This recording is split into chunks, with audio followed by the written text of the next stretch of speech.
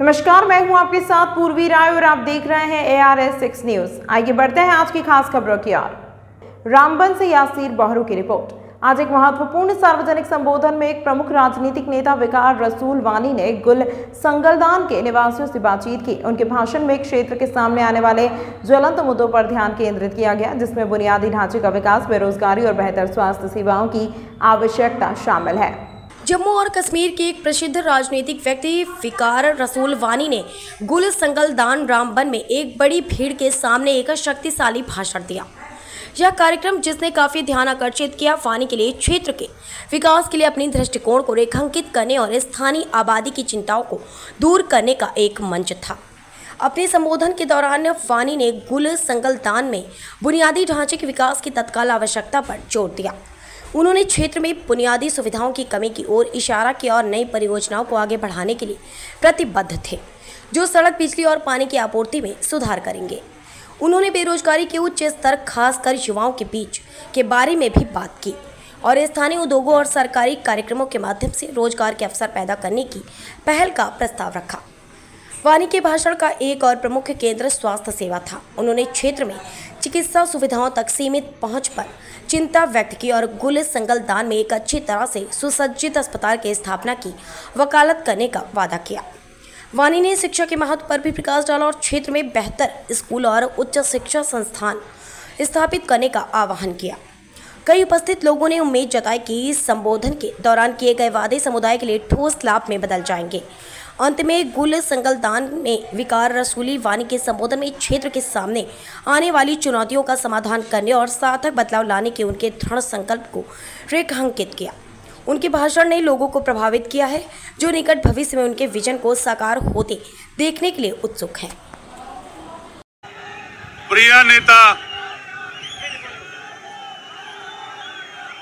जम्मू कश्मीर और हिंदुस्तान के दिलों की धड़कन, हमारी जान, हमारी शान, जनाब राहुल गांधी जी, हमारे प्रदेश कांग्रेस कमेटी के सदर तारिक हमीद करा साहब,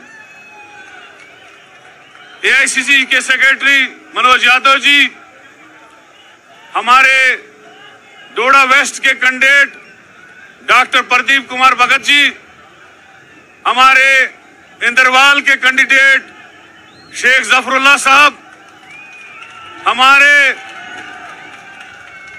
भद्रवाह से कैंडिडेट नदीम शरीफ नियाज साहब, जनरल सेक्रेटरी PCC और DDC इम्तियाज अहमद खांडे साहब, बशीर अहमद नायक साहब, मुनीर अहमद सोहिल साहब, बशीर अहमद भट्ट साहब, यहाँ से सईद डार साहब, ओमकार जी और जाकिर पाछू साहब, शमशदीन साहब, सबको, राहुल जी को मैं यहाँ आने का दिल की गहराइयों से स्वागत करता हूँ। इस बानहाल गुल कॉन्स्टिट्यूंसी की धरती पे राहुल जी, ये कॉन्स्टिट्यूंसी एक बहुत लंबी कॉन्स्टिट्यूंसी है, जम्मू कश्मीर की सबसे लंबी कॉन्स्टिट्यूंसी।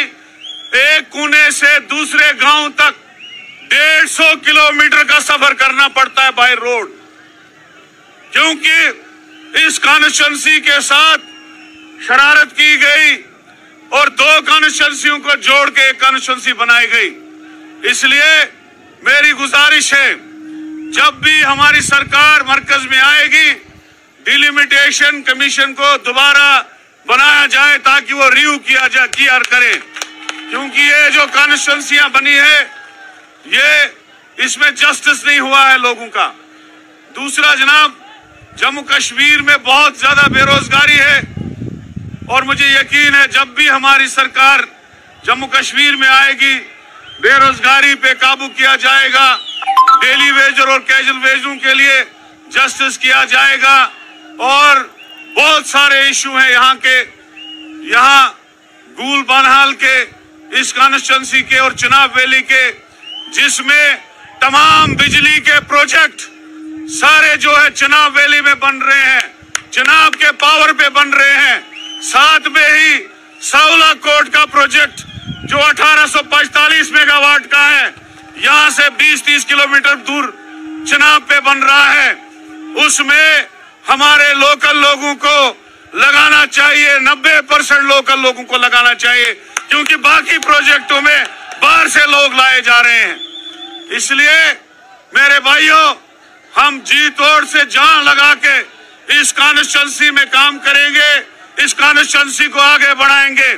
जो बनिहाल का 10 साल मेरे पास हिस्सा रहा, जहां मैं एमएलए मिनिस्टर रहा, वहां पे इतने काम हमने किए, हायर सेकेंडरियां बनाई, स्कूल खोले, 200 से ज्यादा ब्रिज बनाए, जगह जगह डिस्पेंसरियां दी और 80% कॉन्स्टिट्यूंसी को करोड़ों के हिसाब से पैसे लाके पूरी कॉन्स्टिट्यूंसी को इलेक्ट्रीफाई कर दिया। कोई काम उस एरिया में नहीं बचा। छोटे मोटे काम है, जैसे रामसुमे हायर सेकेंडरी देने की बात है, जैसे कुछ रोड बचे हैं जो अभी बकाया है, इस इलाके में भी काफी रोड बचे हैं जो अभी बकाया है, देने हैं। इंशाल्लाह जीतने के बाद हम पहला काम यही करेंगे, यहाँ एक बड़ा अस्पताल बनाएंगे। यहाँ टूरिज्म के लिए बहुत खूबसूरत इलाका है गुल का, ऊपर आप जाएंगे तो गुलमर्ग से बेहतरीन इलाका है, इसलिए टूरिज्म को बोझ देने की जरूरत है। मैं ज्यादा ना बोलते हुए, ओबीसी के यहाँ लोग रहते हैं, एससी के यहाँ लोग रहते हैं, तो मैं गुजारिश करूंगा उन लोगों को भी आप बात करेंगे, उन पे भी टच देंगे। शुक्रिया, खुदा हाफिज, धन्यवाद, जय हिंद। तमाम महत्वपूर्ण खबरों के लिए देखते रहिए ARS 6 न्यूज।